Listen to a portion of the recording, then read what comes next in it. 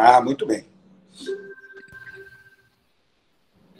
Tá legal, pessoal? Então vamos retomando aí nossa aula.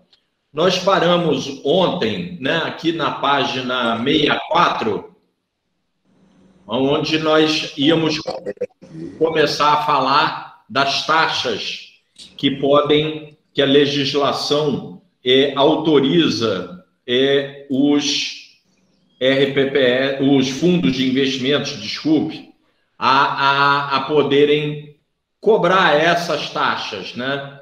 Elas são previstas na legislação da CVM, que é quem regula a indústria de fundos, porque cota de fundo de investimentos é um valor mobiliário. Então, as taxas que podem ser cobradas são essas: taxa de administração, taxa de entrada, taxa de saída e taxa de performance. A taxa de administração ela é apurada diariamente. O importante dizer que ela é sempre sobre o patrimônio do fundo, né? Cuidado com isso, não é sobre a rentabilidade do fundo. Mesmo quando a gente tem rentabilidade negativa, tem um patrimônio, e a taxa de administração incide sobre o patrimônio do fundo. E é por isso que os bancos ficam pedindo para vocês fazerem aplicação, mandarem dinheiro, porque é sobre esse volume de dinheiro que eles ganham. Então, se hoje o fundo tem 100 milhões de patrimônio, a taxa de administração vai incidir sobre 100 milhões. Se amanhã a taxa de juros subiu, o preço dos ativos caiu, o patrimônio foi para 98 milhões, vai incidir taxa de administração sobre 98 milhões. Tá? Então, bota aí um alerta que é sobre o patrimônio do fundo. A taxa de entrada é uma taxa que pode ser cobrada, são poucos os fundos que cobram, mas é isso, você aplica e uma parte do dinheiro aplicado já é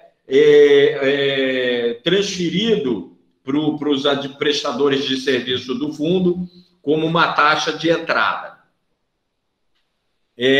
No mercado competitivo, ela tira a competitividade, mas os fundos de previdência aberta, muitos deles cobram essa taxa de entrada.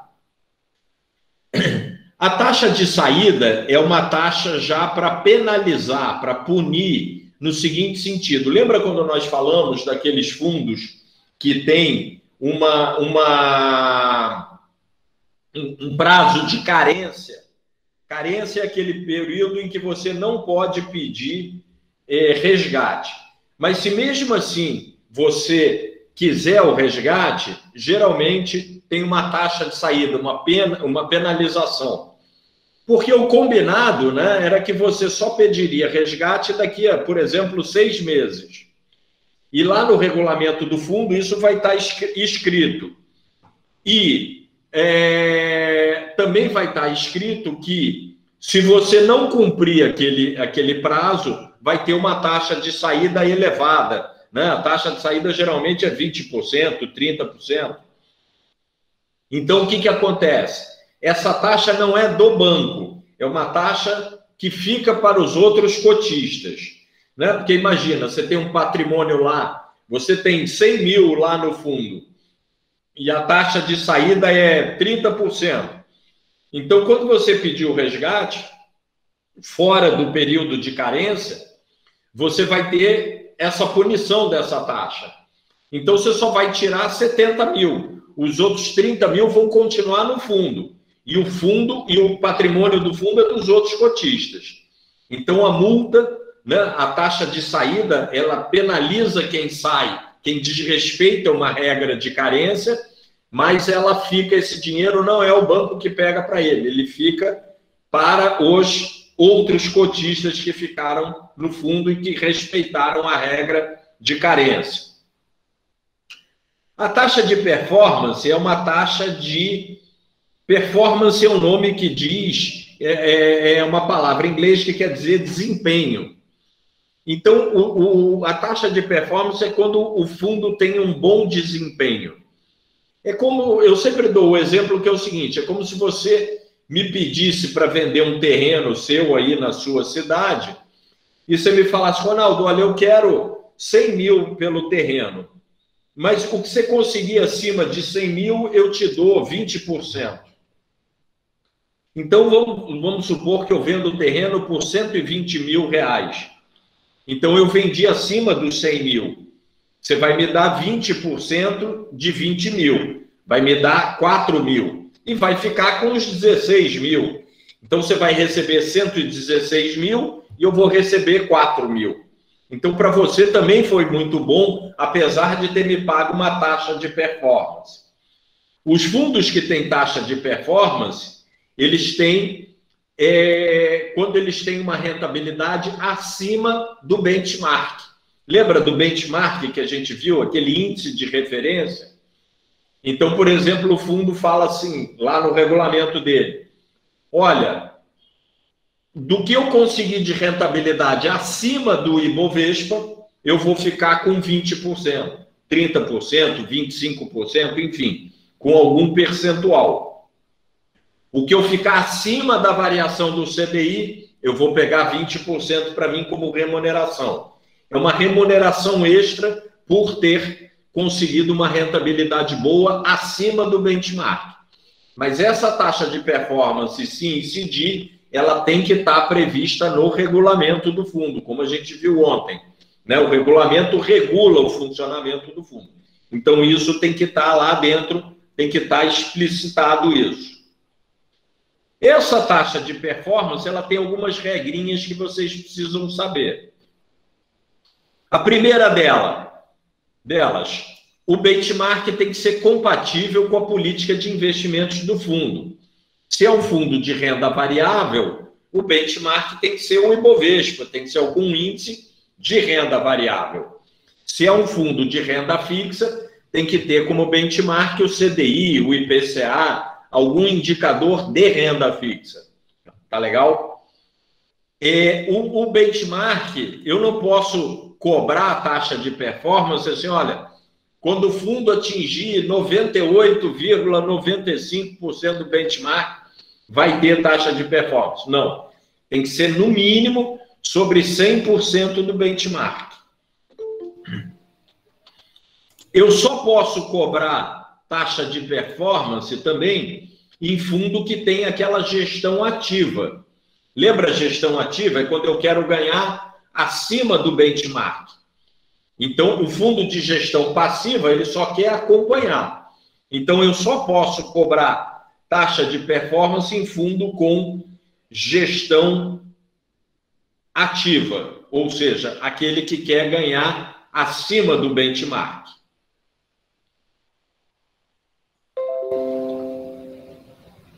O período mínimo de cobrança é de 6 meses. Ou seja, se o fundo mostrar uma rentabilidade, por exemplo, né, de janeiro a junho, nesses 6 meses, não precisa ser nos 6 meses, nos 6 meses seguidos. Ele pode ficar acima do benchmark no mês, 2 meses ficar abaixo e igualar. Eu tenho que pegar períodos de 6 meses e verificar se naqueles 6 meses o fundo ficou acima do benchmark, o gestor vai ganhar a taxa de performance dele. Então, eu olho janelas de 6 em 6 meses. Isso é uma maneira de manter o gestor incentivado a ter uma gestão ativa, uma gestão eficiente para ele ser melhor remunerado.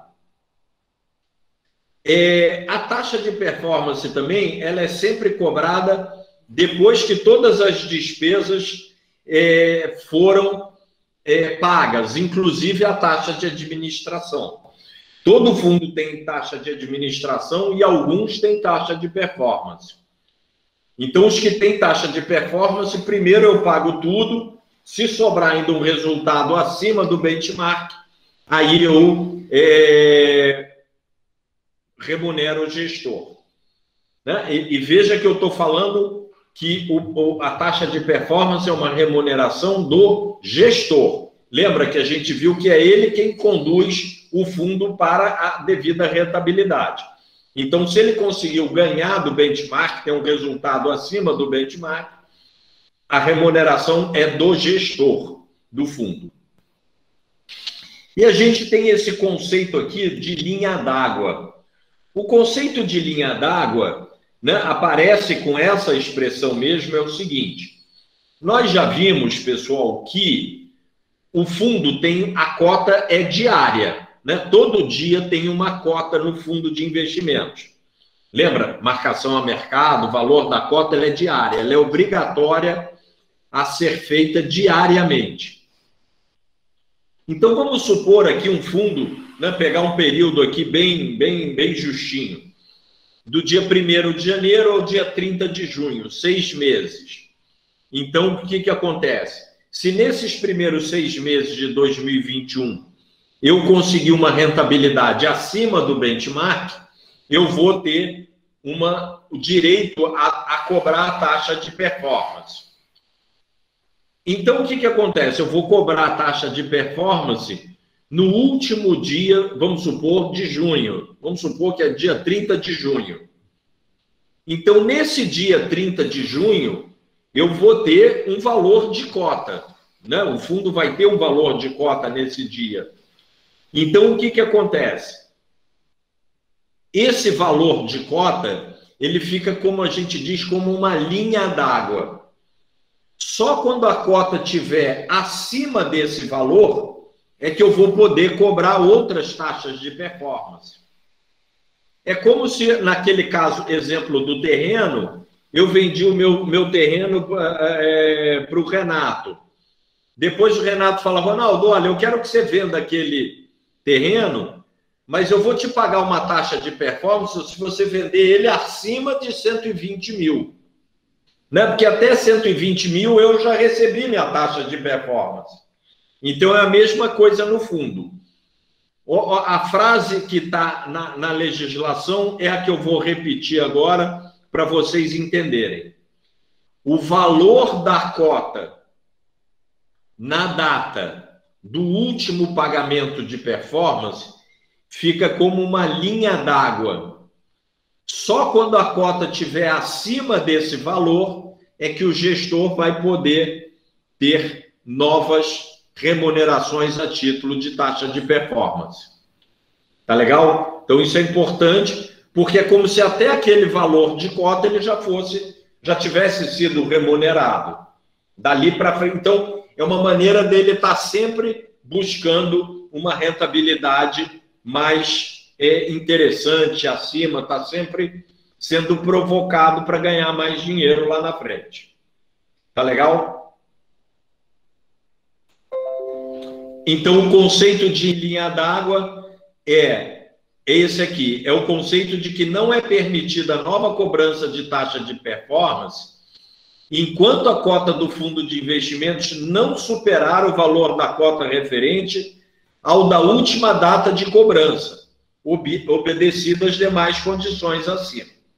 Esse aqui é o conceito de linha d'água. Então, aqui eu botei 2 exemplos, né? Aqui eu tenho a variação do CDI e aqui eu tenho a variação de um fundo de investimentos. Então, isso aqui foi o lucro, isso aqui, por exemplo, foi a taxa de performance, que o fundo superou o CDI. Esse outro fundo aqui, o azul, também tinha taxa de performance, ele superou bastante o CDI, né? Então, o lucro foi tudo isso aqui, e teve aqui um pedacinho de taxa de performance. E aqui tem um outro desenho, né? Imaginando que essa linha é a linha referente ao benchmark, a linha contínua. A linha pontilhada foi o resultado do fundo, acima do benchmark. Então, tudo isso aqui, entre as duas curvas, é a rentabilidade em excesso. Um pedaço disso aqui vai ser remuneração do gestor desse fundo. Tá? Isso que é a taxa de performance. Nós vamos falar agora sobre os fundos, a classificação dos fundos pela CVM. Aqui tem um quadro resumo. Mas eu quero falar aqui, o texto aqui para vocês. Aqui, pessoal, aqui é leitura e tem alguns números que têm que ser decorados por vocês.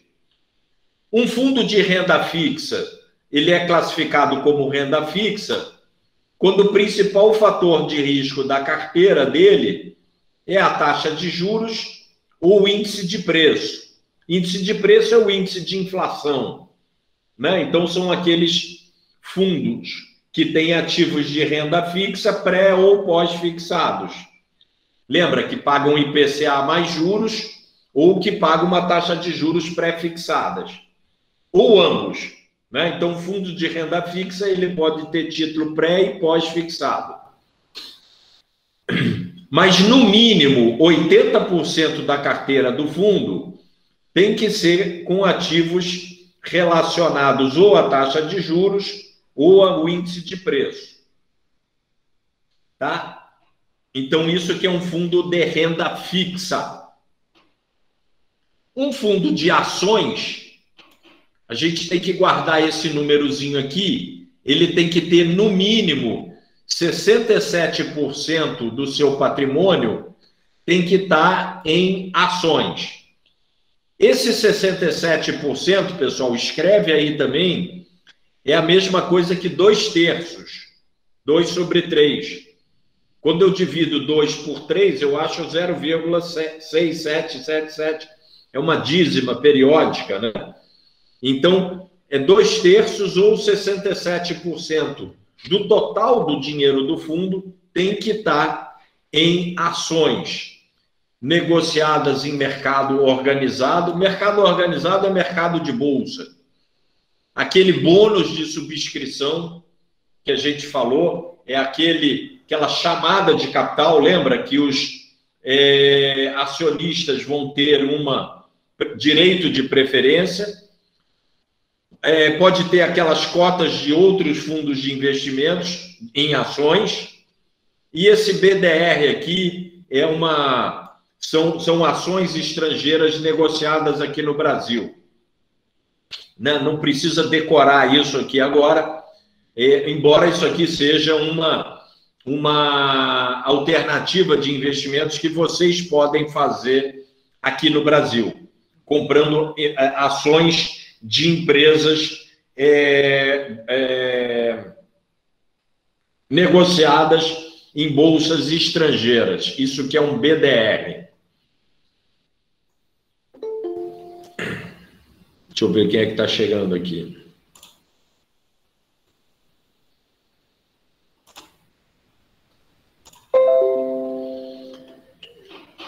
A gente tem aqueles fundos, nós já comentamos lá quando nós falamos dos FIIs, esses fundos multimercado, são aqueles fundos que podem ter vários fatores de risco.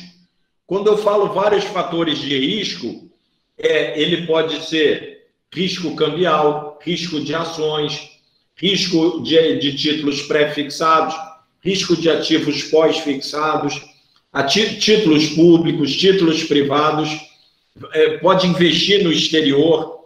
Ele é um fundo que pode ser bem variado, né? Ele pode ter vários fatores de risco. Ele pode pegar o dinheiro dos cotistas, comprar um pouco em ação, um pouco em dólar, um pouco em títulos de renda fixa, em títulos privados. Ele é um fundo que deixa o gestor tomar várias decisões e assumir diferentes fatores de risco, como a gente já estudou. Então, ele é um fundo bem flexível, vamos dizer assim. Importante decorar, ele tem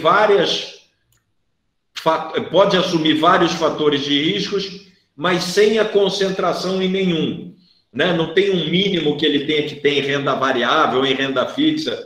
Não, ele pode se mexer de uma maneira bem tranquila, bem flexível.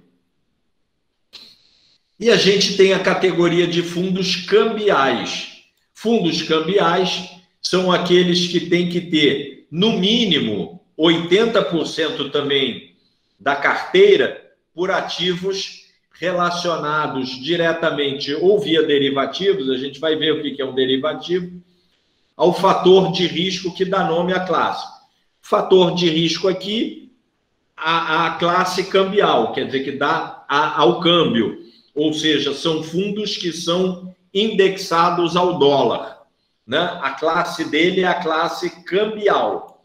Então, no mínimo, ele tem que ter 80% dos ativos da carteira vinculados ao dólar. Então, ele é um fundo que tem a sua rentabilidade atrelada, indexada ao dólar. Depois a gente tem alguns fundos aqui menores, subdivisões de renda fixa, por exemplo, e de cambial. Vamos dar uma olhada aqui. Esses fundos de curto prazo, o nome já diz, né, são ativos que tem que ter aquele prazo médio da carteira, como a gente viu, a gente calculou aqui o prazo médio, inferior a 60 dias. E nenhum ativo pode ter mais do que 375 dias mesmo, é 375. Então, são títulos curtos, de pouquinho mais de um ano, no máximo, e o prazo médio da carteira tem que ser de 60 dias. Inferior a 60 dias, desculpe. Os fundos referenciados, como o nome diz, ele se referencia a alguém, a algum índice. Então, eu posso ter fundo referenciado DI, fundo referenciado IPCA, fundo referenciado PETAX, fundo referenciado Ibovespa, né? A política de investimentos, 95% do seu patrimônio tem que estar investido, que acompanham diretamente ou indiretamente o índice de referência. Então, ele tem que ter no nome a expressão referenciado e desculpe, eu falei Ibovespa, mas o Ibovespa está errado, né? Não é índice de renda fixa. No mínimo, 80% da carteira, no mínimo, tem que estar representada por títulos públicos federais ou ativos de renda fixa de baixo risco de crédito. O que é baixo risco de crédito? São aqueles ativos que têm boa classificação de risco, que têm um bom rating. Lembra que não títulos que com pouca chance de dar default, aquela falta de pagamento. Nós temos esse fundo que chama Simples, como o nome já diz, ele tem que ter na denominação dele Simples, é um fundo mais para varejo, né, mais para pessoas físicas, ele tem que ter, no mínimo também, 95% da sua carteira em títulos da dívida pública federal, aqueles títulos emitidos pelo Tesouro, ou de títulos também de instituições financeiras de baixo risco de crédito e aquelas operações compromissadas só lastreadas por títulos da dívida pública federal. Aqui tem umas outras condições, isso aqui eu copiei, né, colei da legislação, né? Ele tem aqui algumas vedações. Acho muito difícil eles perguntarem isso, mas é legal dar uma olhada, né? Ele não pode, está vedado, ele não pode realizar operação no exterior, não pode cobrar taxa de performance, crédito privado tem que ser aqui pouco também, e ele não pode ser transformado em fundo fechado.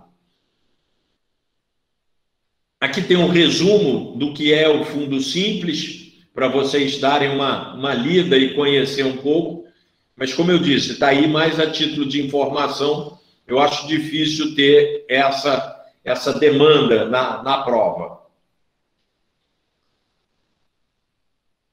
Na categoria de fundo cambial, eu tenho aquela classificação, né, de fundo de dívida externa. O que é um fundo de dívida externa? é quando o Brasil, o Tesouro Nacional, a gente viu que ele, quando precisa de dinheiro, né, ele emite um título e vende esse título. Só que algumas vezes ele faz essa emissão de títulos lá no exterior, lá na Inglaterra, na Alemanha, enfim, é uma dívida externa, ela está fora do Brasil. Quem está com ela é um credor externo. O fundo de dívida externa é um fundo aqui no Brasil que compra essa dívida lá no exterior.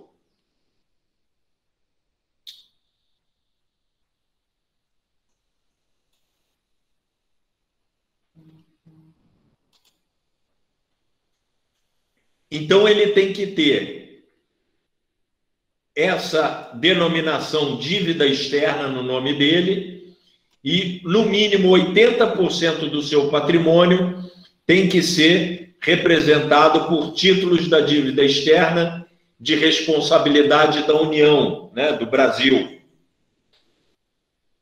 Ele tem que estar, os títulos têm que estar no Selic lá fora. Enfim, pedir para vocês darem uma lida aqui, mas também, como eu disse, acho difícil fazerem alguma pergunta sobre isso aqui. Esses títulos da dívida externa têm que estar no exterior, devem ser mantidos no exterior em conta de custódia, né? Nesse sistema Euroclear ou Clear Stream Banking, que é como se fosse o Selic lá fora. Tem um fundo de renda fixa também que chama crédito privado. O que é crédito privado? É quando a gente tem que esse emissor de título aqui é uma empresa privada, não é uma empresa pública, nem é o Tesouro Nacional. Então, o crédito privado são títulos de empresas, títulos de bancos, isso são créditos privados. Então, o fundo de crédito privado, ele tem que ter mais do que 50% do seu patrimônio em ativos de crédito privado. Então, é um fundo que corre bastante risco de crédito, tá? Então, isso é importante. Ele tem que ter, na denominação dele, no nome dele, se você ler um nome de um fundo que está escrito lá, nome qualquer e crédito privado, significa que ele tem mais de 50%, cuidado com isso na prova, né? Ele tem mais de 50%, não é 50% ou mais, é mais de 50%, tem que ser 50, alguma coisa por cento. E nós temos um fundo de ações também, um mercado que está começando aí na área de renda variável, que é o fundo mercado de acesso. O mercado de acesso é um mercado de acesso à Bolsa de Valores. Então, é como se fosse uma série B, vamos dizer assim. São as empresas sendo preparadas para virem a estar com suas ações negociadas em bolsa. Então, são empresas que estão ganhando musculatura, que estão ganhando um perfil de empresa de capital aberto. Então, tem um fundo que compra essas ações. Esse mercado ainda é muito pequeno, mas é importante a gente saber que ele existe, né? O fundo tem que ter no nome essa expressão mercado de acesso, ele também tem que ter no mínimo 2/3 ou 67% em ações nesse mercado, tá legal? Então esse aqui é o perfil, o jeito de fundo de mercado de acesso. Tem um outro fundo aqui que vocês também podem aplicar, que é o fundo que tem um apelido de FDIC. Eu acho que esse ano vão surgir alguns FDICs aí no mercado para vocês aplicarem. É fundo de investimentos em direitos creditórios. Direito creditório é o nome técnico de prestação. Então, aqui eu botei um esquema que funciona bem legal. Imagina o seguinte, você é um consumidor, você foi numa loja, na Casa Bahia, na loja Renner, em algum lugar, e comprou uma televisão, uma geladeira a prazo. E eu tenho aqui um FDIC. Esse FDIC, o dinheiro aqui de um RPPS, por exemplo, entrou aqui no FDIC, ele está com dinheiro, ele comprou cotas desse fundo. O FDIC, ele vai nessa loja, na Casa Bahia, na CVC Turismo, enfim, empresas que vendam a prazo, e fala, olha, eu quero comprar essas prestações futuras da geladeira que o Ronaldo comprou a prazo aí. Então, ele compra esses créditos, ele compra essas prestações futuras. É um fundo que investe em prestações futuras, em direitos creditórios. Porque quando eu compro uma geladeira à vista, a prazo, alguém pagou a geladeira para mim e eu vou pagar a prazo. Eu vou pagar, sei lá, 20 prestações de R$200. Então, durante 20 meses, eu vou pagar R$200 para alguém, para a loja. Então, ela tem o direito creditório, o direito de crédito de receber aquelas 20 prestações de R$200. O fundo compra esse fluxo futuro. Então, a loja, em vez de ter que esperar 20 meses para receber todo aquele dinheiro, ela recebe um dinheiro agora com um desconto, é óbvio, né? E o fundo vai receber essas prestações integralmente lá na frente quando o consumidor pagar. A loja vende o crédito, o direito de crédito que ela tinha para o fundo. Então, ele é um fundo de investimentos em direitos creditórios. É um fundo que compra prestações. Aqui pode ser um crédito consignado, né? Um fundo que compra as prestações futuras que você vai pagar. Pode ser que compre as prestações futuras de uma compra de carro, de, como eu falei, de uma geladeira, de uma viagem. Qualquer venda a prazo, ela pode se transformar num título e vir parar na carteira de um fundo de investimentos em direitos creditórios. Tá legal? Vocês podem investir nesse tipo de fundo. Tem aí um esquema de como ele funciona. Esses fundos, para vocês investirem, ele tem que ter aquela classificação de risco, aquele rating, AAA, duplo B, triplo B, né? É a mesma coisa. E eu tenho um fundo que chama fundo imobiliário. O fundo imobiliário, a gente já comentou um pouco, é um fundo que reúne dinheiro dos cotistas e constrói um prédio, constrói um edifício, constrói um shopping, constrói um porto, constrói um hospital e aluga esse imóvel. Então, o RPPS que aplica num fundo imobiliário é uma maneira de vocês investirem no setor imobiliário, passa a receber os aluguéis daquele imóvel, por exemplo. No caso de um shopping, o aluguel das lojas, a receita do estacionamento, da praça de alimentação, do aluguel das lojas, isso passa a ser uma receita do fundo imobiliário. Eu acho que fundo imobiliário é uma alternativa de investimento que vocês devem olhar para esse ano. Quando a taxa de juros cai muito, os imóveis tendem a ter uma valorização, né? Porque eles passam a gerar uma renda que pode ser maior do que 2% ao ano, que é a taxa de juros que a gente está aí hoje na taxa Selic. Então, pode ser uma alternativa bastante interessante. E é uma maneira de vocês poderem investir no setor de shopping, no setor de salas comerciais, no setor de... Tem fundo imobiliário, sabe o que ele faz? Constrói galpões aí no Mato Grosso e aluga para que produtores de soja coloquem suas sacas lá abrigadas do tempo. É um depósito de saca de soja. Só que para depositar sacas de soja lá, você paga um aluguel pelo espaço, pela quantidade de sacas que você vai botar.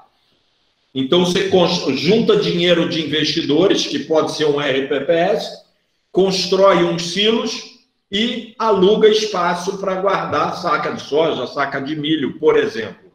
Isso existe. É um fundo imobiliário que é o dono desse galpão que recebe aluguel por algum tempo, né, de sacas de produtos agrícolas ali estocados. Então, você vê que... Professor Ronaldo. Fala. Lá em Sinop, o meu irmão, ele participou de um empreendimento que construiu hotéis, vários hotéis lá em Sinop. Aí ele comprou uma cota, né, participou da cota, e agora eles ganham por os aluguéis, não aluguel. Quando o pessoal vai ficar no hotel por um período, né, eles ganham o lucro do quarto que alugou. Então, imagino que é a mesma coisa, né? Exatamente, é o mesmo princípio. Então, vocês gostam de imóvel, né? Imóvel é uma coisa segura, tijolo, né?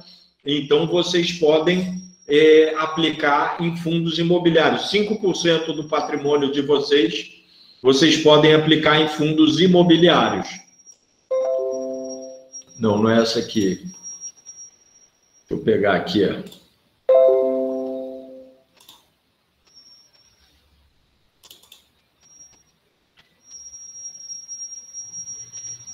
Tá aqui, ó, fundos imobiliários. Tá vendo aqui? Vocês podem aplicar 5% do patrimônio de vocês. E aí você pode diversificar, né? Você pode aplicar em fundo imobiliário que é dono de um hotel, em fundo imobiliário que é dono de galpão, fundo imobiliário que é dono de shopping center, e assim vai. É uma maneira de você diversificar também o investimento no segmento de imóveis. É bem legal olhar isso. Certo?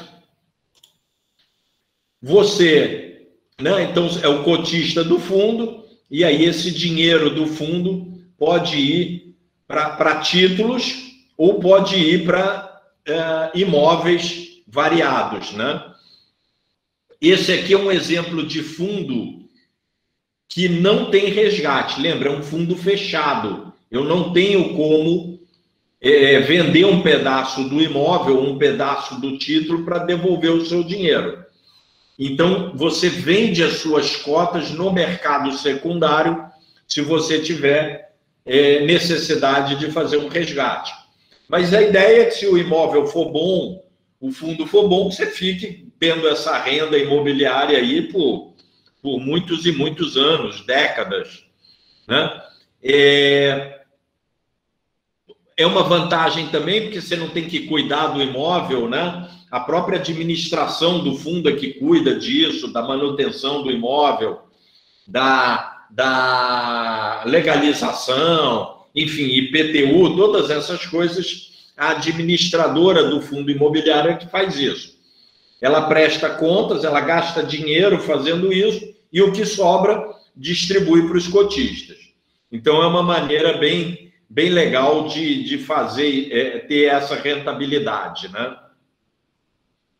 Vamos dar uma olhada aqui agora na tributação de fundos de renda fixa, que é um mecanismo que chama Come Cotas. O Come Cotas isso cai bastante na prova, apesar de vocês não pagarem imposto de renda. Esse também caiu na prova que eu fiz, Ronaldo. Legal, Célia, você falar isso. É bem comum isso. Eu errei. Ô, Célia. Sério. Bom, vamos lá. O Come Cotas, pessoal, é um sistema automático de cobrança de imposto de renda que ele incide sempre no último dia de maio e no último dia de novembro. Então, ele é um sistema semestral de cobrança do imposto de renda. Sempre no final dos meses no último dia útil de maio e novembro, né? Tá aqui, último dia útil, na página 76, eu tenho o Come Cotas. Então, como é que ele funciona, pessoal? A tabela de renda fixa é essa aqui, que a gente já viu, né? Vocês têm que decorar essa tabela, não tem jeito. Então, se eu ficar com qualquer ativo de renda fixa ou cotas de um fundo de renda fixa e resgatar, aplicar e resgatar num prazo de até 180 dias, 22,5% do rendimento vai ser imposto de renda. De 181 a 360 dias, 20%. De 361 a 720 dias, 17,5%. E acima de 720 dias, que são 2 anos, 15%. Então, a alíquota mínima, em algum momento, eu vou pagar 15%, concorda? Mesmo que eu fique 2 anos, 3 anos, 10 anos, 20 anos, 15% eu vou pagar. Então, como é que é o sistema do Come Cotas? Tenho que puxar pela memória de vocês de várias coisas que a gente já falou. Primeiro, o fundo tem um valor de cota todo dia. Então, se você aplicou, vamos supor, hoje, no dia 9 de fevereiro, quando chegar no último dia de maio, então hoje, dia 9 de fevereiro, o fundo vai ter uma cota. Você comprou essa cota. No último dia de maio, vai ter um outro valor de cota. Se esse valor de cota de maio for maior que esse de hoje, de 9 de fevereiro, significa que você teve uma renda, né? Porque você comprou uma cota por 5 e agora ela vale 7, você teve 2 de renda.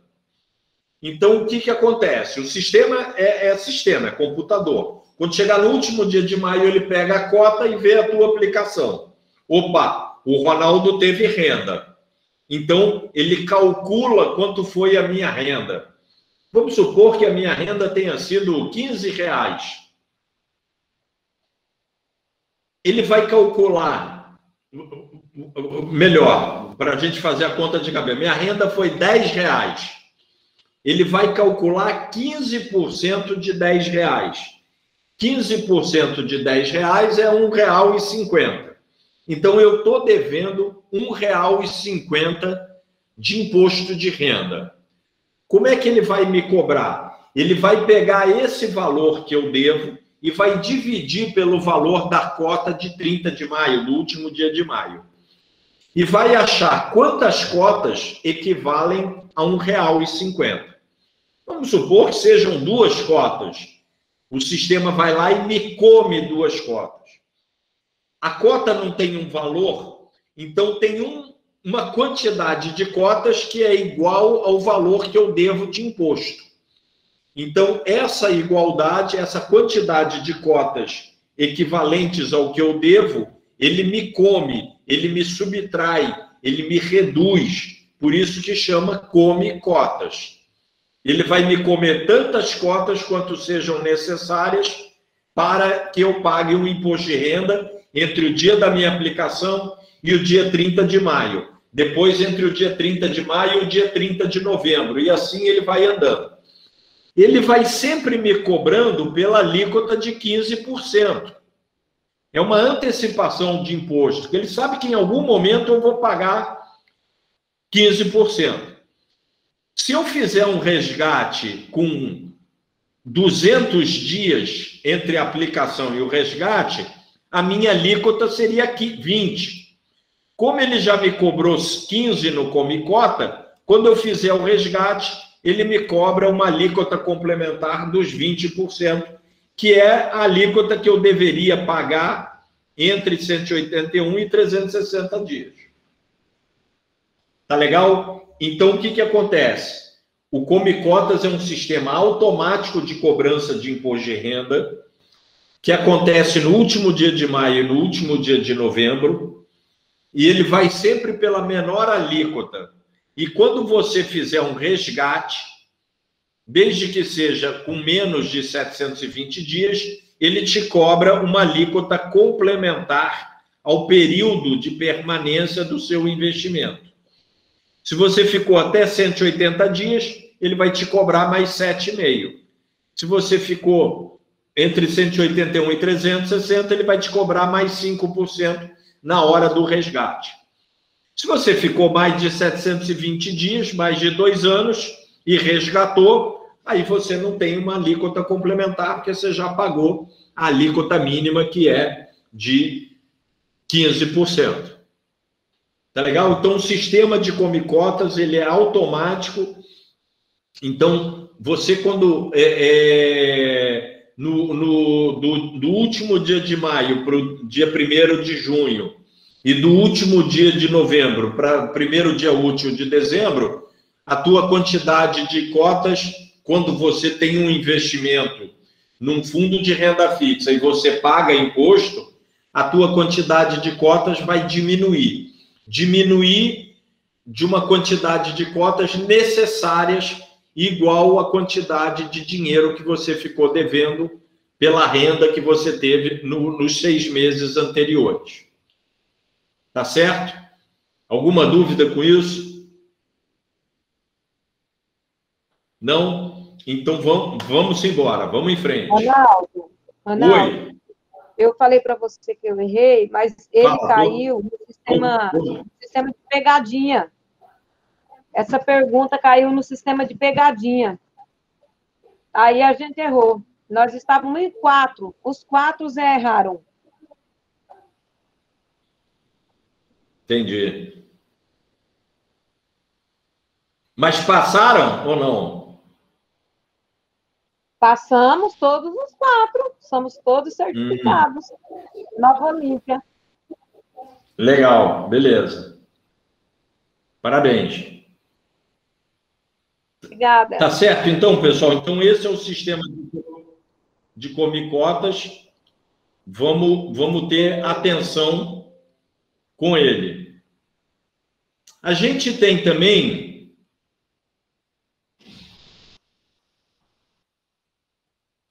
um outro adendo aqui, que são... Aqui é uma classificação da Receita Federal. Isso aqui é uma coisa que já devia ter saído, mas ainda tem, então a gente tem que falar. Para a Receita Federal, não para a CVM, para a Receita Federal, que é quem cobra imposto, os fundos com carteira com prazo médio a 365 dias, ela considera como fundo de curto prazo. É uma classificação diferente daquela nossa lá da CVM que nós acabamos de ver. E aí ele coloca uma cobrança de imposto só com 2 faixas, né? 22,5 e 20. E o come-cotas, então, nos fundos de curto prazo, a alíquota mínima é 20%. É um pequeno detalhe aqui, mas se cair na prova, eu também acho difícil, mas ele vai falar se é classificação da Receita Federal ou se é classificação CVM. Tá certo? Então, ficar atento a isso. Tem um negócio também muito bacana, que é o seguinte: você pode fazer uma aplicação, olha só o que eu vou falar. Você faz uma aplicação hoje, o fundo, a taxa de juros sobe, o preço dos ativos cai, e aí você faz um resgate. Então, você vai ter um prejuízo, né? Você realizou um prejuízo. Esse prejuízo, ele não é desprezado. Esse prejuízo, o sistema do banco vai guardar esse prejuízo. E se você tiver um ganho num outro período de 6 meses, ele abate esse prejuízo do ganho para você pagar menos imposto. Então, ele compensa perdas que eventualmente você tenha com futuros ganhos, para você pagar menos imposto. É uma maneira de te atrair, né? Como se o sistema dissesse: olha, Ronaldo, eu vi que você precisou resgatar, que você sofreu um prejuízo, mas volta aqui que se você tiver um ganho, eu abato esse prejuízo da tua base de cálculo e você paga menos imposto. Então, é uma maneira legal. Agora, precisa ficar atento que é o seguinte, se você fez prejuízo num fundo de curto prazo, você compensa num fundo de curto prazo. Se fez o prejuízo num fundo de ações, você compensa num fundo de ações. Tá? Então, a compensação de IR tem que ser na mesma categoria de fundo e no mesmo administrador. Não adianta você ter prejuízo num fundo que você fez no Itaú, depois você aplicar no Bradesco e querer a compensação, porque o sistema do Itaú não conversa, não tem ligação com o sistema do Bradesco.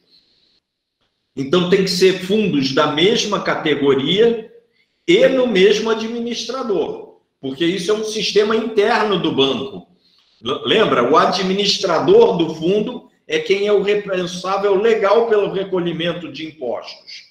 Então, tem que ser dentro do sistema desse banco que recolheu esse imposto ou que registrou esse prejuízo.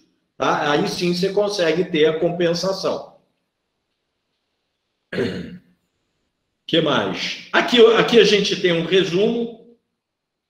Os fundos de renda fixa de curto prazo. Quem é o responsável por recolher o imposto é o administrador.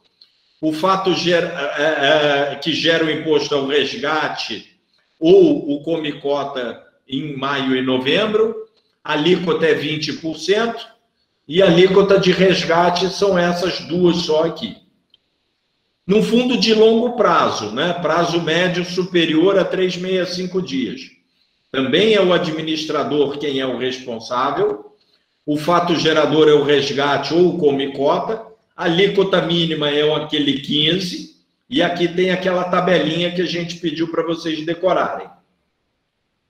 Num fundo de ações, aquele que tem que ter no mínimo 67% em ações. Quem recolhe o imposto é sempre o administrador do fundo. O fato gerador é somente no resgate, não tem alíquota semestral e a alíquota final é 15%. Então, atenção, pessoal, come-cotas só é o sistema de cobrança de imposto de renda de fundo de renda fixa. Fundo de renda variável não tem come-cota. Tá legal? Não tem come-cota. Tá aqui, importante. Não tem come-cota em fundo de ações. O imposto incide somente no resgate.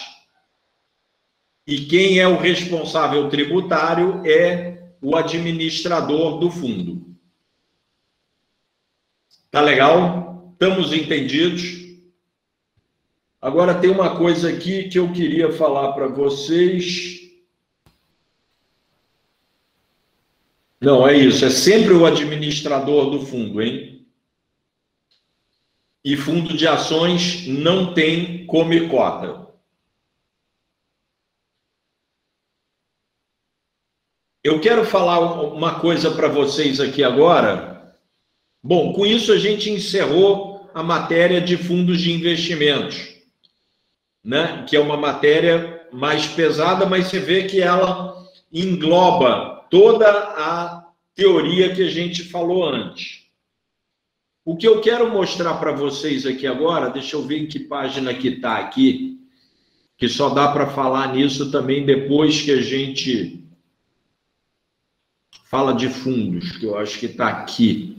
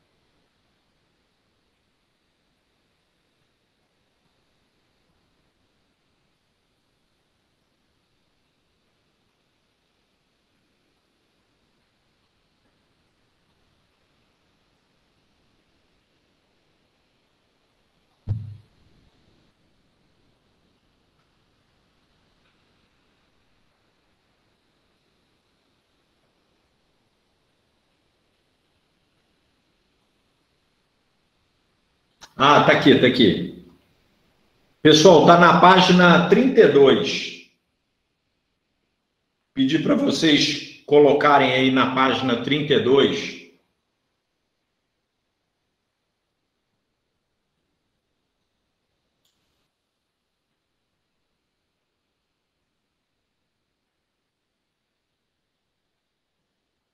Chegaram aí na página 32? Que é o seguinte, olha o que está escrito aqui dentro desse quadrinho, quando a gente falou de marcação a mercado. O processo de escolha não, é isso aqui. Marcação a mercado deve ter sempre o objetivo de evitar a transferência de riquezas entre os cotistas. O que quer dizer isso aqui? Transferência de riqueza entre cotistas. Vamos imaginar que o fundo de investimentos ele só fizesse a marcação a mercado na segunda-feira. Então, segunda-feira, ele viu o preço dos ativos e tal, fez a marcação a mercado, o valor da cota é R$2. Quando chegar na quarta-feira, eu resolvo sair do fundo, eu peço um resgate. Então, eu vou vender minhas cotas a R$2. Quando eu chegar na outra segunda-feira, que for fazer a marcação a mercado e verificar qual é o patrimônio do fundo, a cota foi para R$4. Então, ela saiu de R$2 numa segunda-feira e foi para R$4 na outra segunda-feira. Então, como eu saí na quarta-feira, que no meio do caminho, eu vendi minhas cotas a R$2. Mas elas já estavam por um preço maior, porque elas saíram de 2 e chegaram a 4. Então, eu saí do fundo com menos dinheiro do que eu deveria ter saído. Então, houve uma transferência de riqueza de mim para vocês. Eu deixei um pouco de dinheiro aí no fundo. Por outro lado, se na primeira segunda-feira a cota fosse 2 e na segunda-feira tivesse caído para 1, eu também teria resgatado as minhas cotas a R$2. Então, eu teria saído do fundo com mais dinheiro do que eu deveria ter saído. Então, houve uma transferência de riqueza de vocês para mim. Então, a marcação a mercado sendo feita diariamente, ela evita a transferência de riqueza. Né? Isso aqui é super importante também, eles adoram perguntar isso aqui. Então, a metodologia e qualquer decisão de marcação a mercado tem que sempre evitar a transferência de riqueza entre cotistas. Tá legal? Esse aqui é o ponto importante. Nós vamos falar agora duas coisas que eu também deixei aqui para o final, que é o seguinte.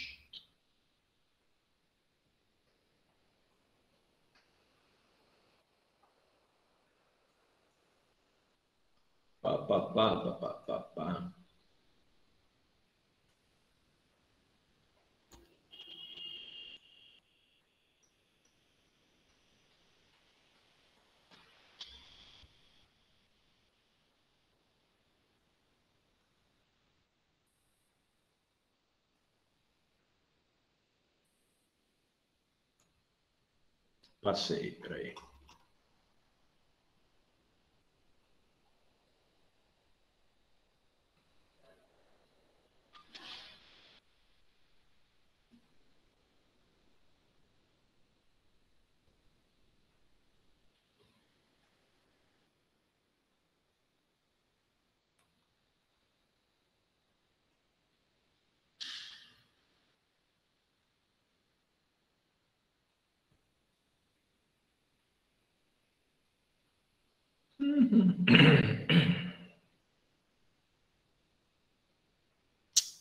Poxa, eu devia ter marcado, desculpa, pessoal, eu devia ter marcado a página.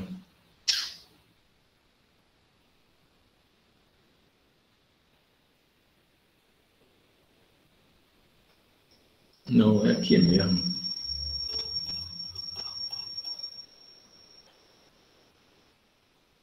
Lembra o assunto, que aí a gente ajuda você a procurar. É alavancagem.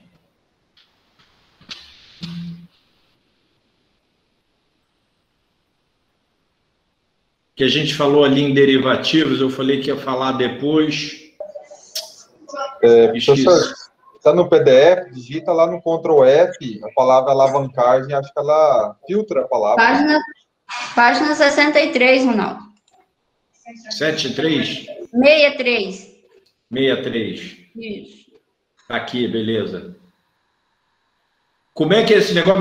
Mesmo no PDF dá para procurar a palavra? Ctrl F, aí vai aparecer uma lupinha. Ctrl F. No PDF, né? Se tiver com o PDF aberto, Ctrl F, aí digita a palavra. Tá legal. Obrigado, cara. Pessoal, o negócio é o seguinte, vocês já ouviram aí, e eu já escrevi, e tem lá em fundos de renda fixa, uma coisa que chama derivativos. O derivativo, ele não é um ativo financeiro. Eles são contratos negociados na bolsa. E eles são, pessoal, como se fosse apostas. Ele tem esse nome, né, derivativo, porque ele deriva de alguma coisa. É como ele serve para fazer proteção.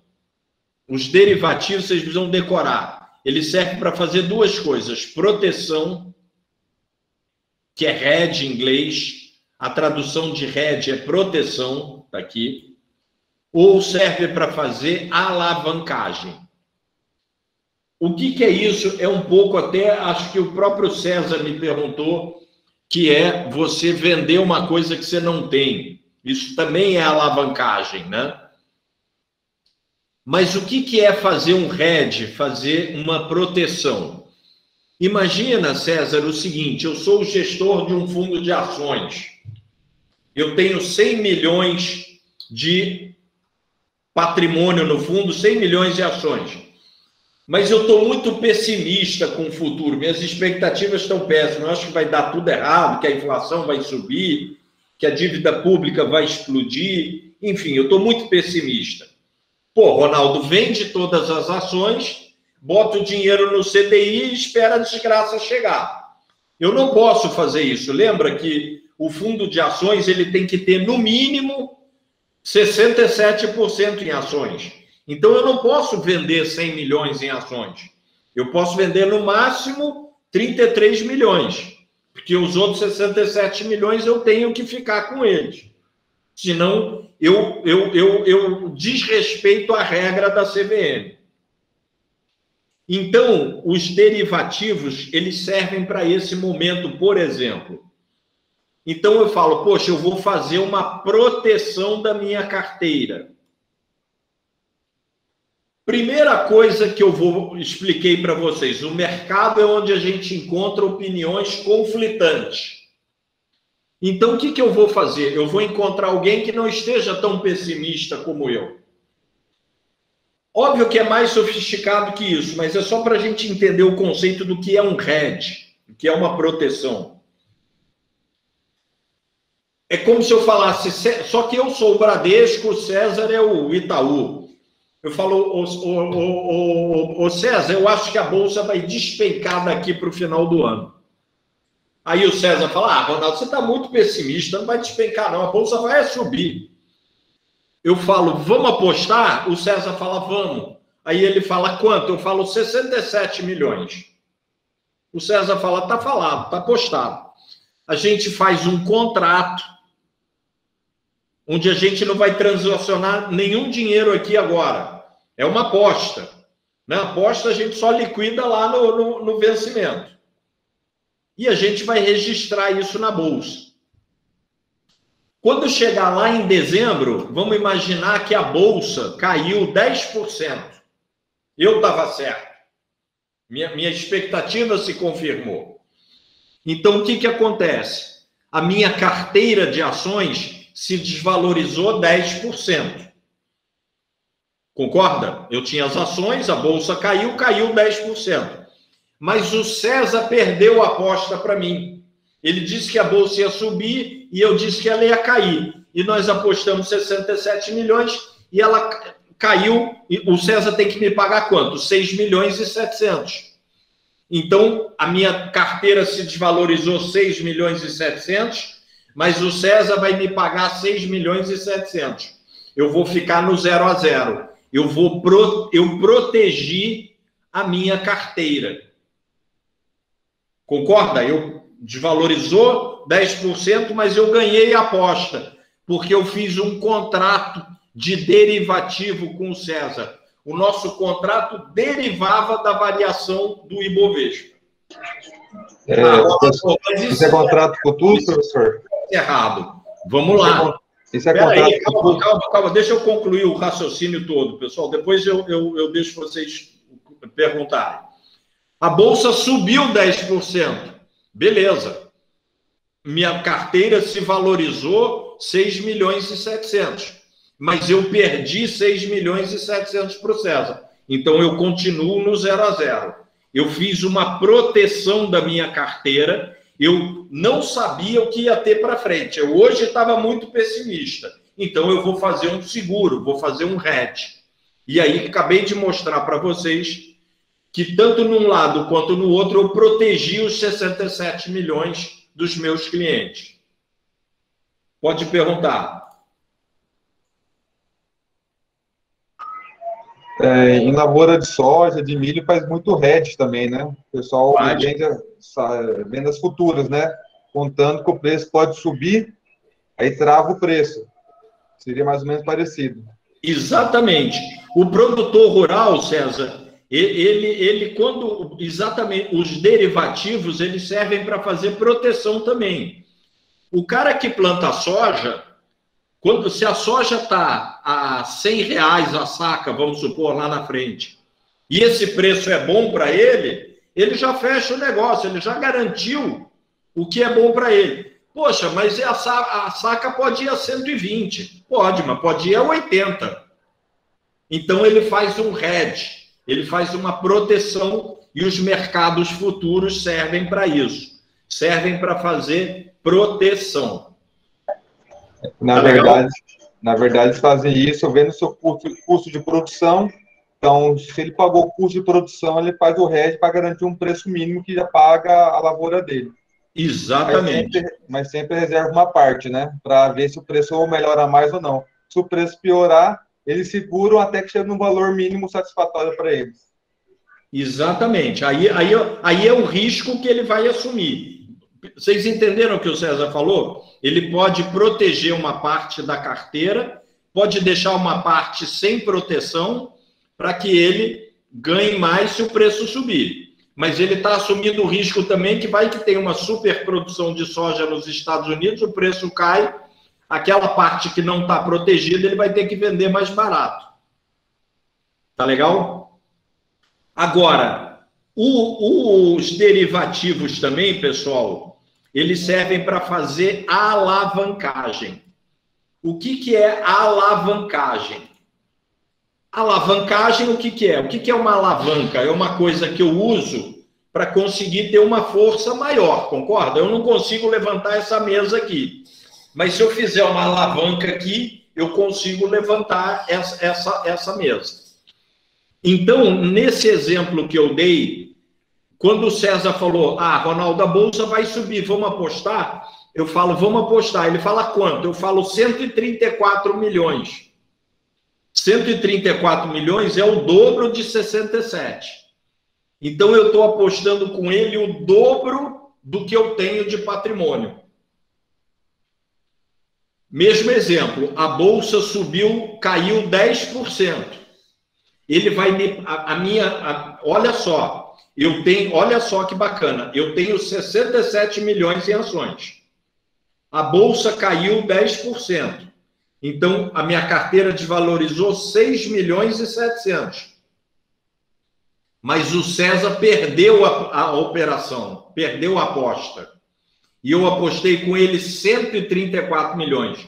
Então, ele vai me pagar 13 milhões e 400. Então, a minha carteira caiu 6.700, mas eu ganhei 13.400. Porque eu me alavanquei, eu apostei mais do que eu deveria, do que eu tinha de patrimônio.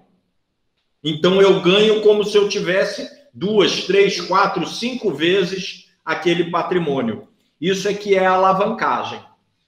O problema da alavancagem é, se der errado, eu posso perder todo o meu dinheiro e mais alguma coisa. Eu perco mais do que 100%, porque eu me alavanquei. Então, RPPS não pode aplicar em fundo que tem alavancagem. Quando o fundo que é alavancado, ele pode ter patrimônio líquido negativo.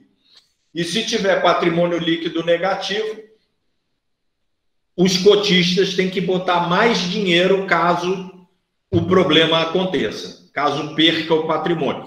Se ganhar, ele ganha como se tivesse 2, 3, 4, 5 vezes o que ele tinha. Ele tem uma, mas ganha como se fosse sobre 5.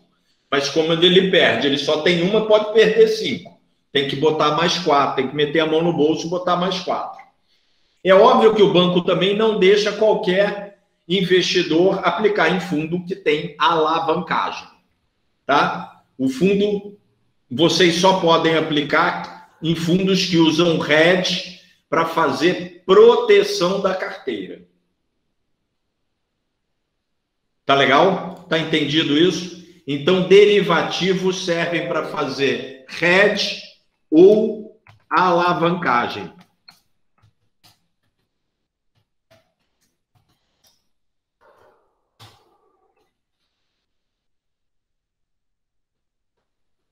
Aqui no BB Perfil, vamos ver aqui onde é que ele fala isso.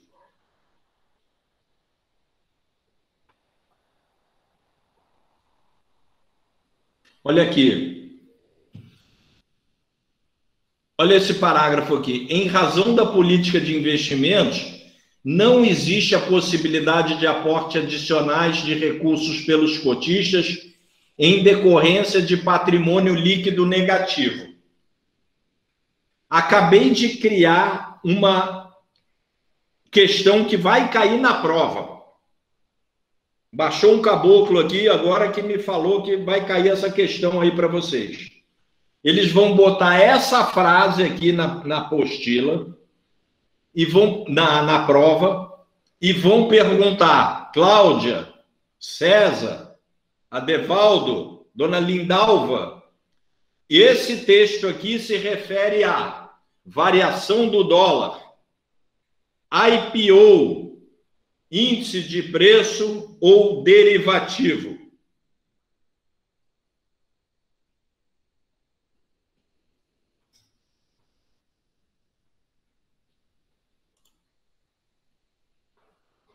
Não ouvi a resposta. Neuza sabe a resposta. Pode abrir o microfone e falar, Neuza. A, B, C ou D? Como não, Neuza? Derivativo, pessoal, olha lá. Está escrito assim: em razão da política de investimentos adotada, não existe a possibilidade de aportes adicionais em decorrência de patrimônio líquido negativo. A gente não acabou de ver que fundo com alavancagem pode ter patrimônio líquido negativo? Então, esse texto aqui se refere a derivativos. As opções que eu botei aqui seriam variação do dólar, variação da inflação, IPO ou derivativos. A resposta certa seria derivativos, porque é através do derivativo que eu posso ter patrimônio líquido negativo. Tá legal? Tá legal não? Tá incomodando, tá legal? Tá certo? Tá ok? Tá ok? Tá ok, meu povo? Tá certo? Vamos, então, com isso, terminar o nosso curso. Essa hora meu coração se enche de tristeza, porque está acabando. Nós vamos falar agora. Ronaldo. Oi. Então, tô tendo queda de energia toda hora, não aproveitei quase nada hoje a aula. Fica tranquila, porque está gravado. Sim, mas assim, tete a tete é muito mais proveitoso, eu acho. Sério, eu evoluo muito mais. Tá certo. Aí tô no celular agora, porque aí desligou o notebook e tudo, aí tô no celular. Tá bom, Não, filha.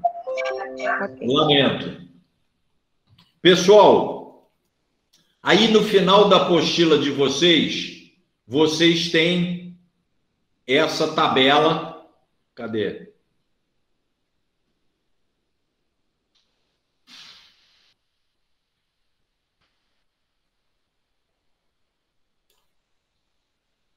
Essa tabela aqui, que são a tabela da 3922, com os artigos da resolução e os fundos, né? Então, aqui, título público federal. Isso aqui é onde vocês podem aplicar, e eu vou falar o que a gente estudou. Título público, falamos. Selic, falamos.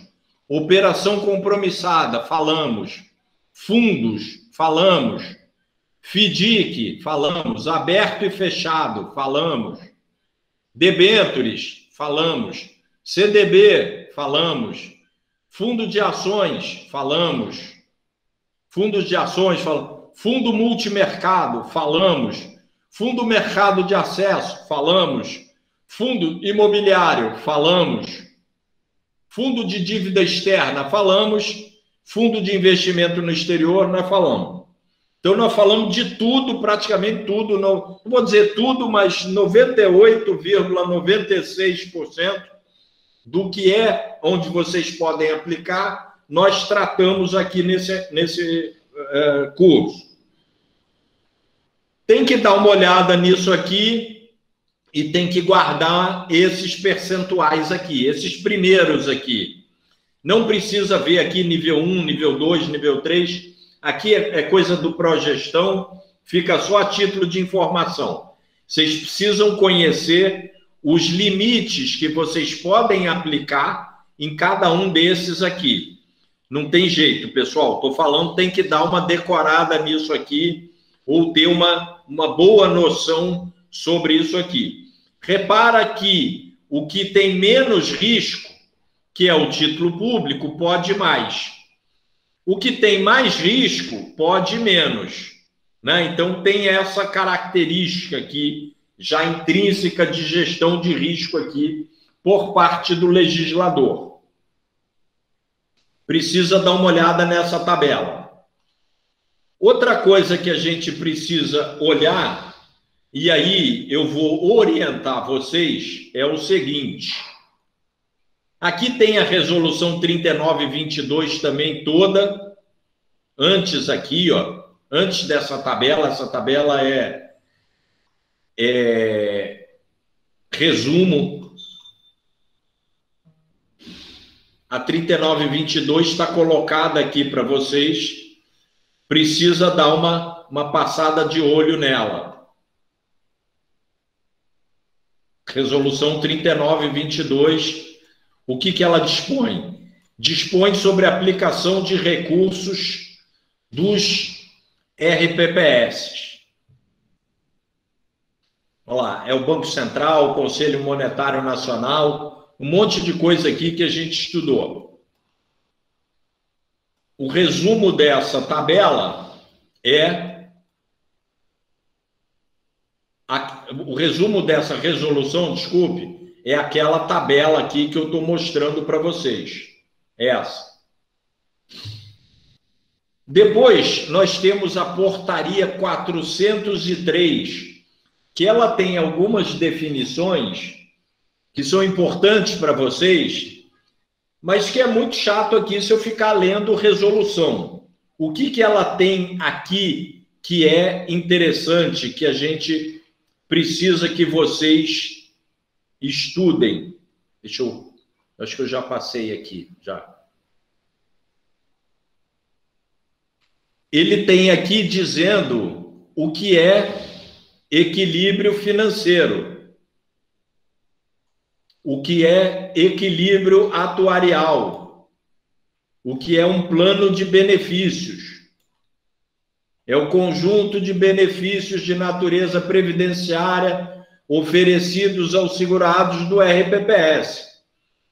Isso aqui eu não preciso ficar lendo com vocês, né? Limitados ao estabelecido no regime geral de previdência. Atuário. Quem é o atuário? Profissional técnico com formação acadêmica em ciências atuariais e legalmente habilitado para o exercício da profissão.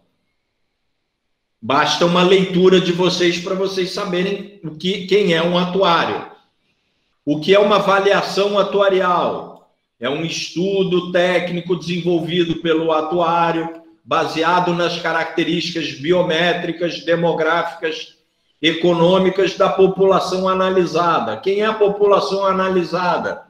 Servidores de Itaúba, servidores de Pontes de Lacerda, servidores de Jangada, tá? O DRAA, demonstrativo de resultado da avaliação atuarial, documento exclusivo de cada RPPS que registra de forma resumida as características gerais do plano e do resultado da avaliação atuarial. Então, isso aqui é leitura que vocês precisam ter e também isso aqui cai na prova, né, de vocês, e é importante para vocês avaliarem o seu conhecimento e terem isso. Tábuas biométricas são aquelas tábuas que eu falei onde vê a expectativa de vida de vocês, de cada servidor, relacionado à sobrevivência, invalidez ou morte de determinado grupo de pessoas vinculadas ao plano. Então, são tábuas, são tabelas que dão essa expectativa. O que mais? Custo normal, valor correspondente ao custeio do plano, são as alíquotas de vocês. Que mais? Plano previdenciário, plano financeiro, enfim, tem algumas definições aqui que são importantes vocês conhecerem, ainda que vocês sejam da área de investimentos, mas essa certificação é uma certificação de gestor de regime próprio. Então, você não pode ser gestor de regime próprio sem saber o que é uma tábua biométrica, o atuário existe. Tá legal? Então, isso precisa dar uma lida sobre isso aqui. Nós temos aqui também um outro...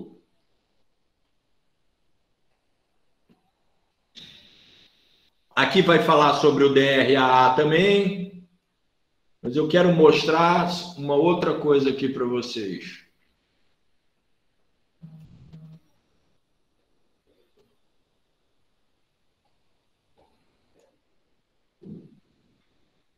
Do certificado de regularidade previdenciária. Eu não sei se todos vocês sabem, mas, né, aqui esse CRP, conhecido pelo título de CRP, eles são um documento, né, que ele atesta que o serviço previdenciário, que o ente previdenciário de vocês, ele está regular com as condições previdenciárias do plano. Então, por exemplo, para ter o CRP, precisa ter vocês certificados, precisa enviar a política de investimentos, precisa ter os repasses todos sendo feitos. São várias condições para ter o CRP. O CRP, ele é importante porque ele é um dos documentos que, quando o município de vocês vai fazer um convênio, um financiamento, um empréstimo na Caixa Econômica ou junto ao governo federal, vocês vão precisar apresentar o CRP. Então, o CRP é um documento que, se o RPPS não tiver legal, ele impede o município de receber verbas federais. Então, isso é bastante grave, né? Ficar sem receber isso. Então, precisa dar uma lida nisso aqui, de uma maneira geral. Algumas coisas eu acredito que vocês conheçam bastante, saibam bastante, mas precisa dar uma lida nesse lado CGR-PPS. A maioria das questões, a maioria da prova, ela está toda ligada na parte de investimentos. Mas ele pode ir lá perguntar o que é o atuário, né? Qual é o limite que você pode aplicar em FDIC, qual é o limite que você pode ter em renda variável, que é 30%. Precisa ter um pouco esses números também do lado que não é só de investimentos. Eu não devia nem falar isso, mas tudo que vocês aprenderam de investimentos, tudo que a gente falou, já é suficiente para vocês passarem na prova.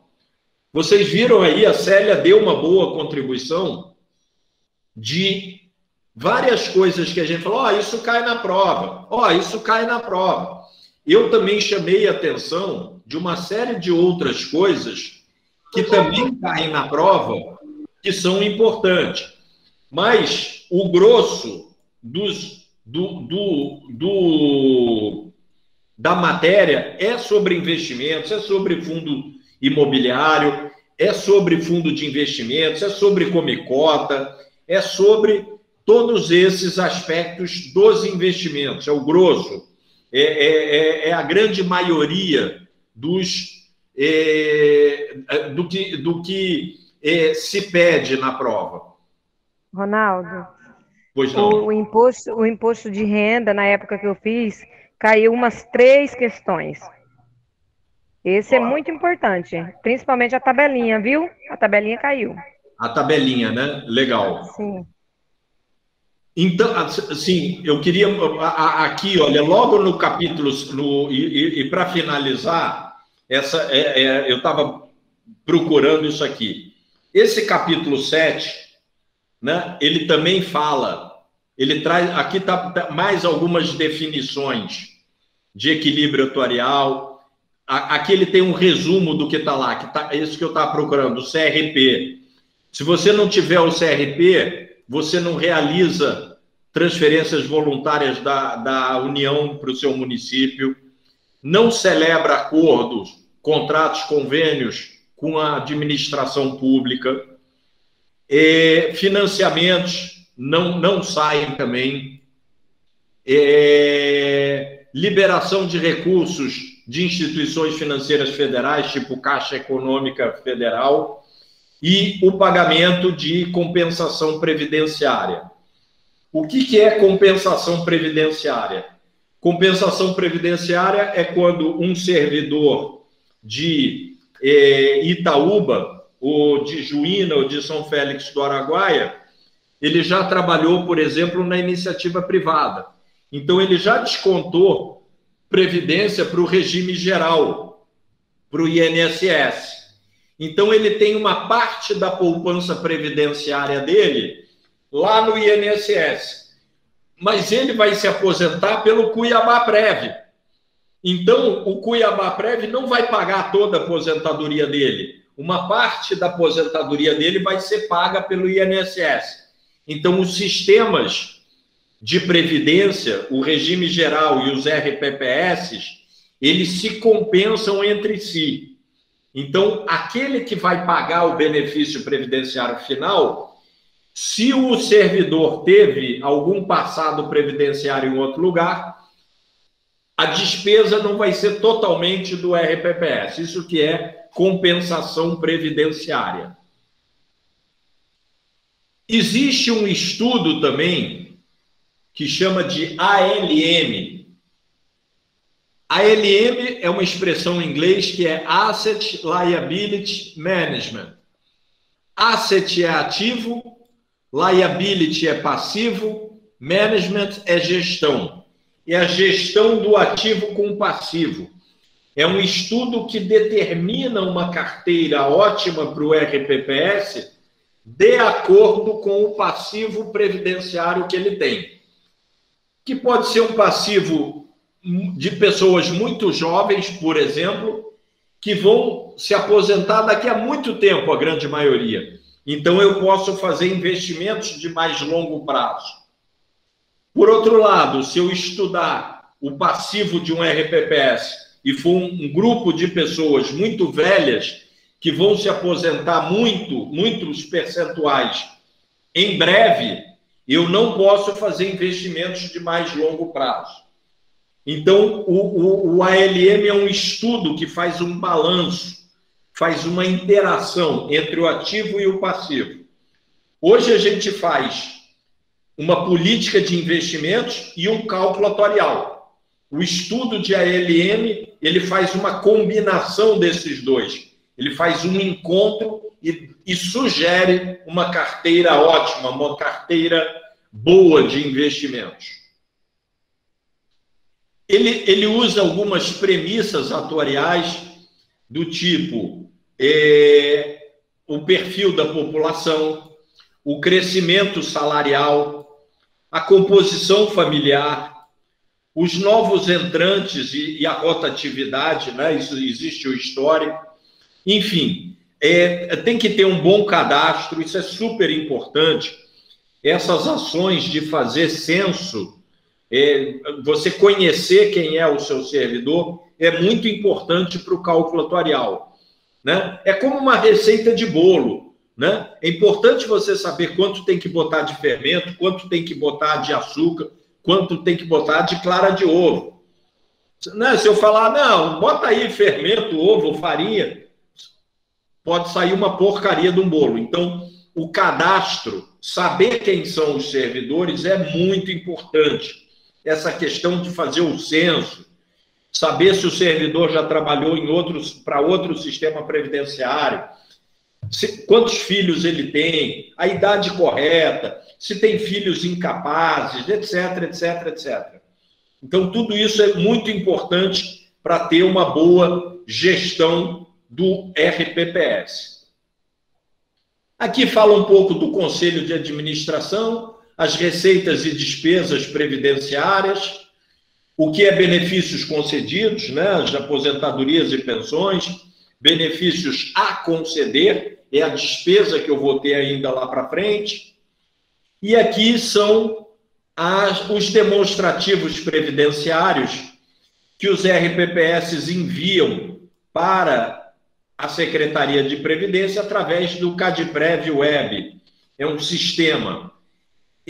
Aqui tem, isso aqui eu tirei do site do Ministério lá da Previdência, quando ainda era, né? O que é o DIPR? É um demonstrativo de informações previdenciárias e repasses, os repasses da Prefeitura para o RPPS. O DAIR, que é o demonstrativo de aplicação em investimentos de recursos.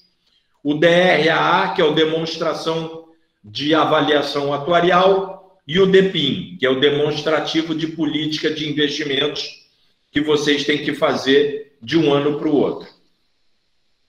Tá legal? Aqui tem alguns exercícios de fixação, como a gente sempre promete. E aqui no final tem o código de conduta da APMEC. É que a prova que vocês vão fazer é feita pela APMEC, Associação dos Profissionais de Investimentos do Mercado de Capitais. Então, ela faz lá pelo menos uma perguntinha, às vezes, sobre ela. E aí, é o código de conduta dela. Código de conduta é uma coisa muito chata da gente ler, né? Mas está aqui no anexo, lá no final, é aquela coisa que nem o código de ética aí da tua prefeitura, né?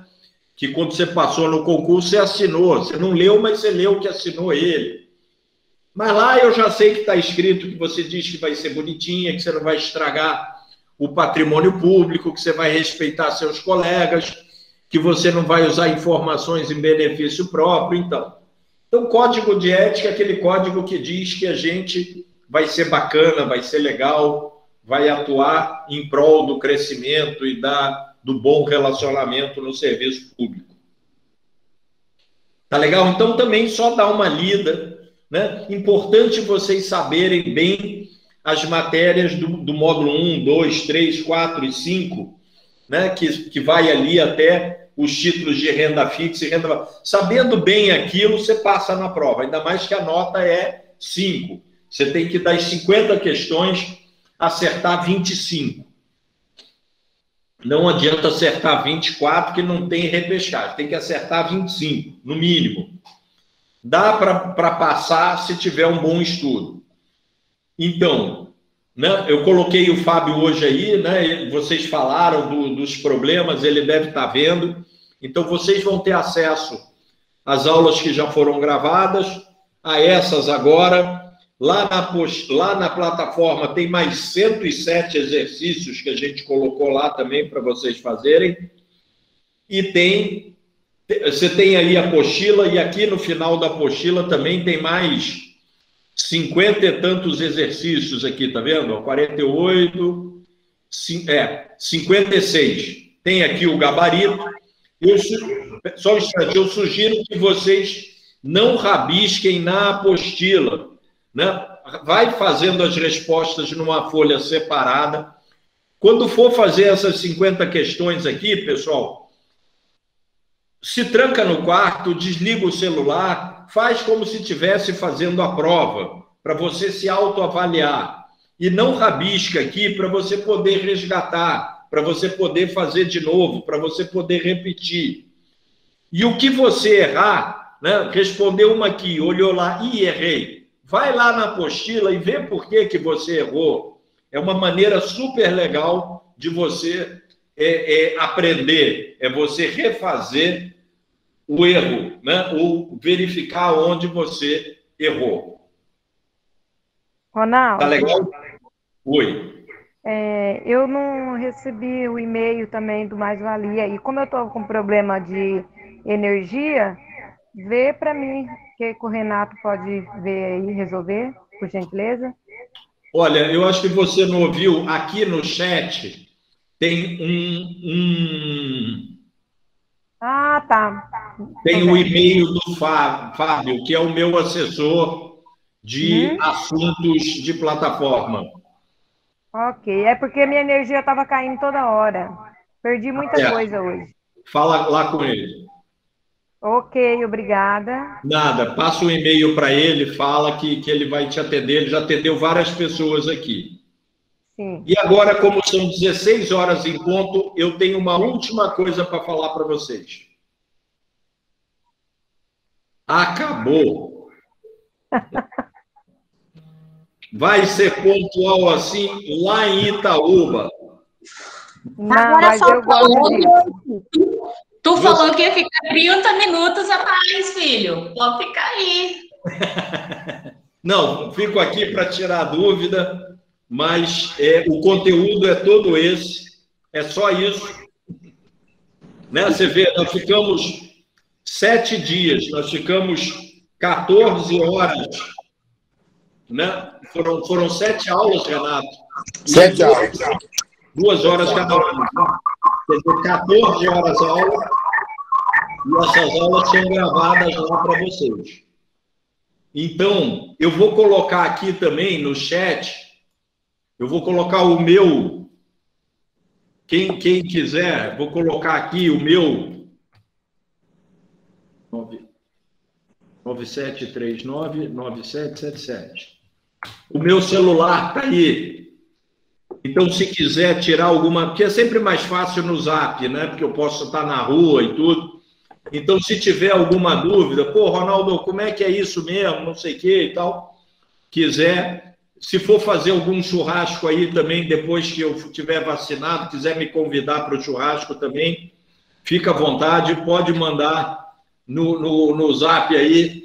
O Renato... Aqui tem picanha, tem costela, carne precoce. É mesmo, cara? Opa! Ancho. Não, falando sério, pessoal. Não, estou falando sério também, Cláudio. Mas, né, então, tranquilo, pode passar a mensagem, né, pode perguntar, se tiver alguma dúvida, não tem problema.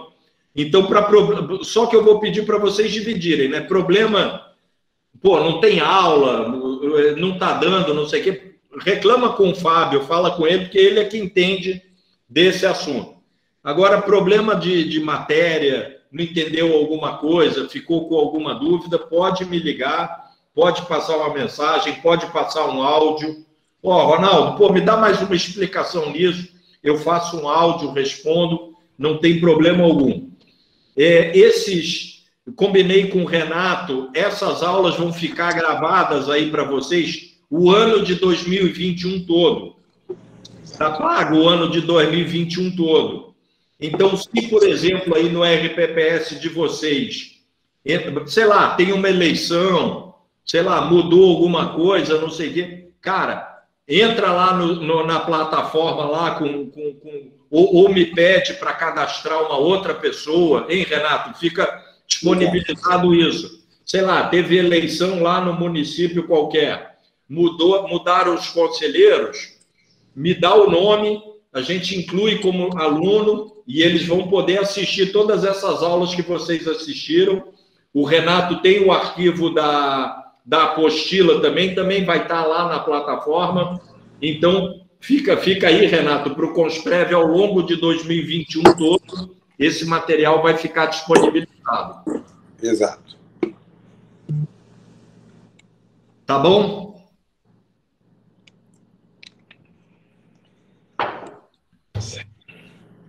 O que vocês estão me olhando? Obrigado, foi um excelente curso. Ele não falou legal. Vou ver todos vocês aqui. Professor Ronaldo, fala, só César. uma dúvida. Parece que faltou um número aqui no seu celular, porque tem 8 números, não teria que ter 9? 997. Obrigado. 997399777. Esse aqui. 30. É esse aqui, tá? O certo é esse aqui. Obrigado, César. Disponha, professor. Tchau, Wilson. Oi, dona Lindalva. Tchau. Tchau. Logo, então. Muita saúde aí para a senhora também. Pessoal, vamos se vacinar, né? Vamos ver quando é que essa vacina aí chega. E obrigado aí pelas mensagens, né? Procurei ser o mais didático possível aí. Muita gente também já tinha me falado, pô, tá legal o curso e tudo, aprendi várias coisas. Bacana a presença de vocês, acho que foi uma das maiores turmas que eu já fiz aqui. O Renato é meu chapa aí já há bastante tempo, eu já tenho essa parceria aí com o Consprev também. Eu gosto muito, sempre muito bem a corrida, ele sempre lembra do nosso nome todo ano, né, Renato? Acho que já há uns 5 anos, talvez, que a gente trabalhe junto aí. Já tem um bom tempo. Tem um bom tempo, então tenho o maior prazer em ter essa amizade. O Renato me trata com o maior respeito, então eu procurei transmitir isso tudo para vocês também, todo esse carinho, esse cuidado. Agora sou eu que fico agoniado, né? Agora vocês vão fazer a prova, sou eu que fico agoniado. Então, com o último recado, pessoal, não demorem muito para fazer a inscrição de vocês. Fala, Cláudia, você já se inscreveu? Amanhã, minha prova. Opa. Tu não tem noção como eu estou apreensiva. É amanhã. Aonde você vai fazer, Cláudia? Em Sinop. Sinop, a cidade vizinha. Eu moro em Itaúba e Sinop é nossa cidade vizinha. Aí Que eu horas vou lá que e mais Que horas 2. que é a sua prova? 9. 9 da manhã? Sim. Ô, pai. Ei, professor Ronaldo. Oi. Antes que os colegas aí que despediram saia da sala, eu quero aqui, de forma bem rápida, agradecer mais uma vez a Deus, a cada um dos participantes, a você, professor Ronaldo, que tem esse dom que Deus te deu, e você sempre faz questão de compartilhar conosco, com os colegas, os conhecimentos que Deus te deu. Muito obrigado. E quando você vier a Mato Grosso, tão logo essa vacina esteja disponível, vamos realizar um curso presencial aqui, porque esse curso na plataforma é bom, mas o presencial é melhor ainda, né? Nada como esse contato físico, aquelas pausas para o coffee break, o cafezinho, é onde a gente interage um pouco mais. Onde nós interagimos um pouco mais. Sobretudo nesse ano de 2021, quando mudou uma parte considerável dos gestores, né? Então, tem novos colegas aí que nós, nesse primeiro momento, estamos conhecendo pela plataforma, pelo WhatsApp, pelos telefonemas. Mas Deus está à frente, logo, logo vai vir vacina para todos nós, né? Que seja. Amém. Amém. Nesse primeiro momento, somente para os grupos prioritários, né? O pessoal que está à linha de frente, da saúde, alguns idosos, acima de 90, etc. Mas logo, logo, isso aí será amenizado, em nome de Jesus. Muito obrigado a todos, que Deus continue abençoando e iluminando cada um de vocês, cada um de nós. Dona Lindalva, Ronaldo, vale ressaltar, vou falar o nome dela e todos os demais se sintam cumprimentados.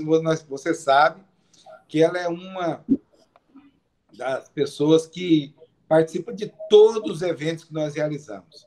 E olha que ela está a mais de 1.100 quilômetros distante de Cuiabá. Me fala a memória, 1.160, né, Dona Lindalva? 1.160. E lá em São Félix do Araguaia, ela nos recebe muito bem, geralmente com pirarucu, viu? Com alcaparra, com azeite, muito bom o peixe que ela serve para nós. Legal. Oi, pessoal, deixa eu falar uma coisa.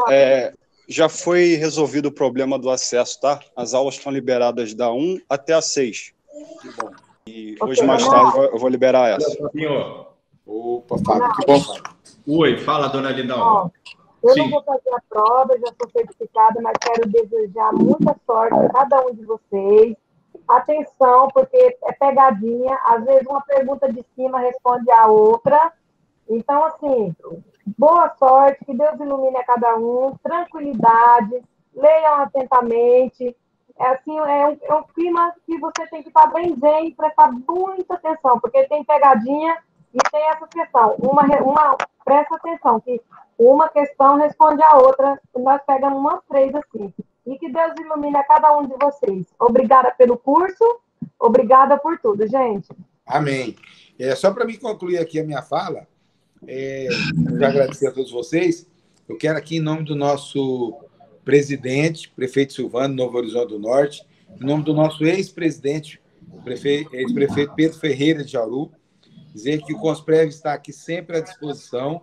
Vocês vindo a Cuiabá, venham tomar um café conosco, e venham tomar um Guaraná, se comunicar com antecedência de meia hora que estão vindo, vai ter um bolo de milho delicioso aqui aguardando vocês, tá? Essa parte eu não fiquei sabendo, senão eu tinha ido. Parte do bolo. Isso. Só se fosse Chico. Próxima vinda a Cuiabá, vem nos visitar. Só se fosse Chico, aí vai. Eu estou sempre em Cuiabá, hein? Então, será bem-vinda. Pode deixar, obrigada. Muito bem-vinda. Deus abençoe. Até mais. Ok, então, pessoal, bom estudo aí e dando aí para a gente aí os resultados e tudo aí para a gente fazer. Renato, só uma dúvida. A data da prova é cada aluno que define? Exato, exatamente. Isso. Obrigado. Professor, desculpa ter brincado com o Tá Legal, mas é legal, pode dar sequência no Tá Legal. Não, bacana, não tem problema não. Ronaldo, você deve ter feito algumas imagens aí de todos os colegas quando estavam com a tela aberta, né? Cara, você sabe que eu não fiz, cara. Eu fiz uma só.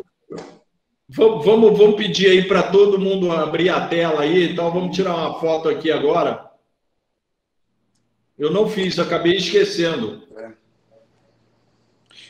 Nós chegamos um dia que nós chegamos a ter 88 participantes.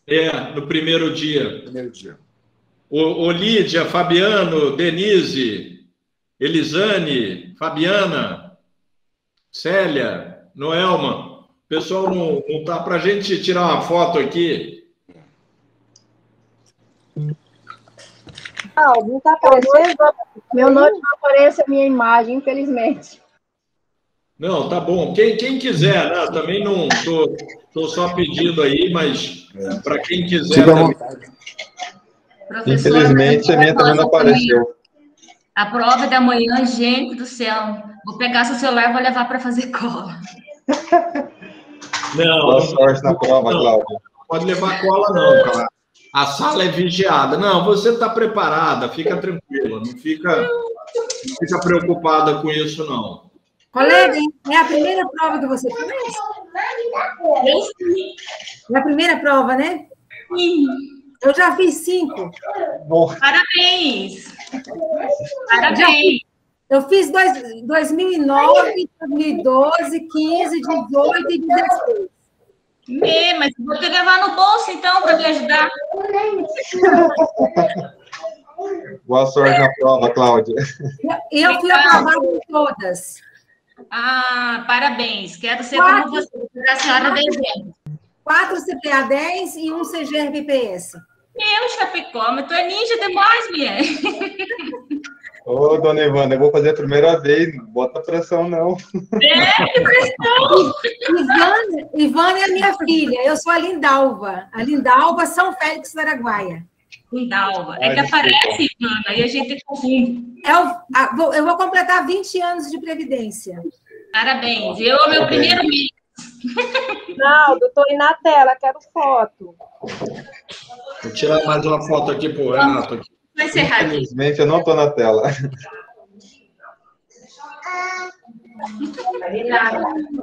Para cá. Pronto. Tchau, professor. Obrigado. Pessoal, também. Tudo de bom para vocês aí. Tchau para todos e boa prova para todo mundo. Hein? Tchau. Namastê. Tudo de bom. Namastê. Namastê. Tchau, tchau. Tá legal, né, professor? Tá legal. Foi muito legal. Tá legal.